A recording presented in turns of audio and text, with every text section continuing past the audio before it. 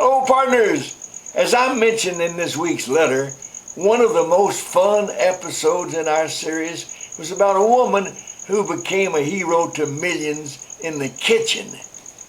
I thought that on this Thanksgiving Day weekend, I'd tell that story again. It's really one of the greatest ones we've ever had. Our honoree is Mabel White Holmes. She lived in a small town in Michigan called Chelsea. She had a rather ordinary life, but most of her friends did remember one thing about her. She loved to bake and cook. At every fundraiser in her little town, Mabel White Holmes was there with a platter full of her latest goodies. Oh, everybody loved her food. One afternoon, Mabel's son came home with some biscuits that had been made by his best friend's father, who was a widower, trying his hand in the kitchen and wanted to see what Mabel thought because she had a reputation of being such a good cook. Well, bless her heart, Mabel nearly gagged on these biscuits. They were terrible, and she thought, golly, there's got to be a way that even the least talented man can make first-rate biscuits. Well, she had a dream, forgot about it, and later she woke up after months of trial and error in her little kitchen. Mabel came up with a mix that contained eggs, flour, salt, sugar, and other ingredients for good baking. All anyone needed to do was add water. Now remember, this came from a dream. I remember my mother's biscuits and gravy. That's all we had sometimes. We didn't know we were poor. My daddy used to say we had 3 meals a day: oatmeal, cornmeal, and miso meal. Bless his heart. Okay, let's get back to Mabel. She took her recipe to a local milling company and they tasted it and began selling it. Something Mabel White Holmes had said to them made naming the product simple.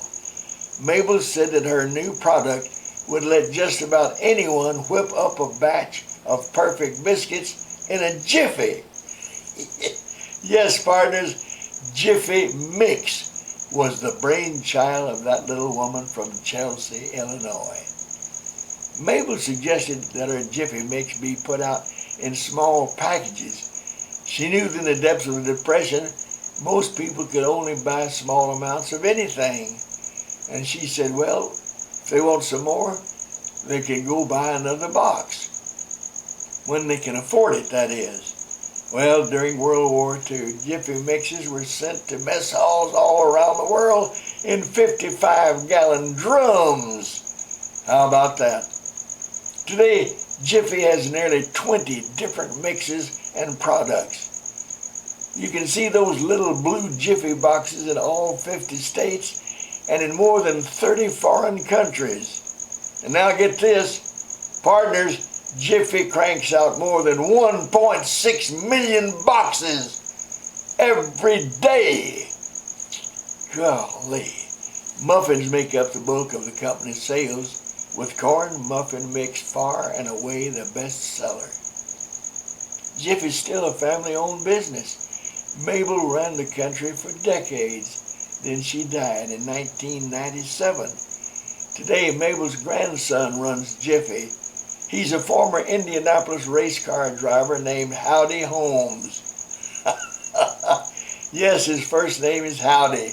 The only other Howdy I ever heard of was Howdy Doody on television for children. So partners, the next time you're in a grocery store and see those little blue Jiffy mix boxes, think about the little woman who loved to cook, who loved to revolutionize the way people made biscuits, who made it possible for people during the Depression to afford to buy her mix, and she fed the troops during World War II, and who in many ways became an American patriot in the kitchen.